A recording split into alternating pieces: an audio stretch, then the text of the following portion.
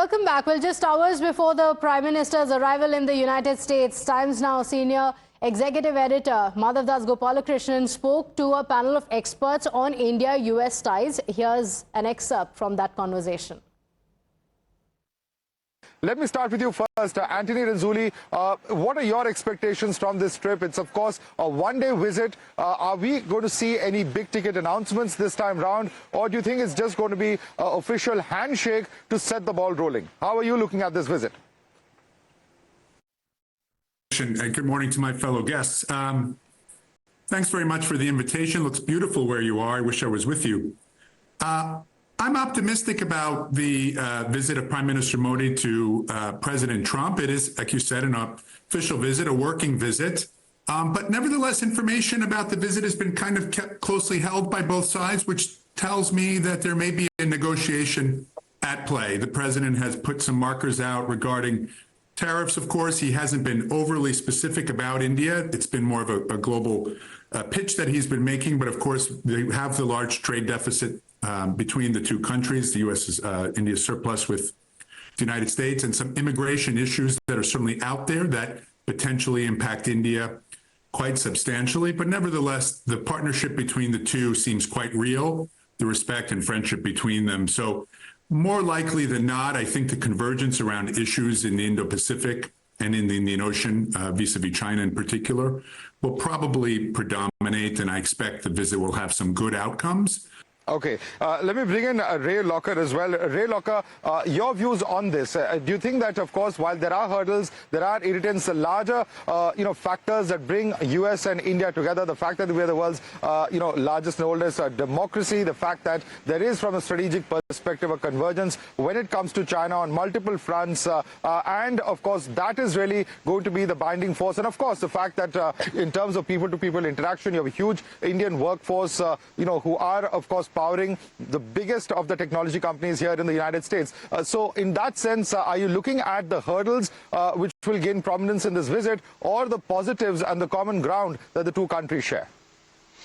You know, I think the U.S.-India relationship supersedes any president because it's only going to get bigger and bigger. India keeps growing, its economy keeps growing and getting stronger, and the United States, regardless of who the president is, recognizes that. That said, Donald Trump is a very unpredictable person. His tariffs can cut multiple ways. We just had a not a good inflation number come out today, higher than 3% year to year from January to January. So there's a lot of things that are going on that could, affect tomorrow's major meeting. But in the end, I think the relationship with the two countries overrides anything having to do with Trump. Right. Arun Sharma, let me get you in on that. When it comes to tariffs, a lot of stuff is said during a political campaign. But when it comes to actually implementing on ground, it's a completely different thing. And we've seen what's happened in the case of Canada and Mexico. It was announced that it was held back for a month. In the case of India and BRICS, there were a lot of statements that were made. But at the moment, at least nothing being announced. India's, even in the budget, made some concessions to U.S. manufacturers. Do you think that's going to be enough? Or is there something more that the United States is going to seek from India?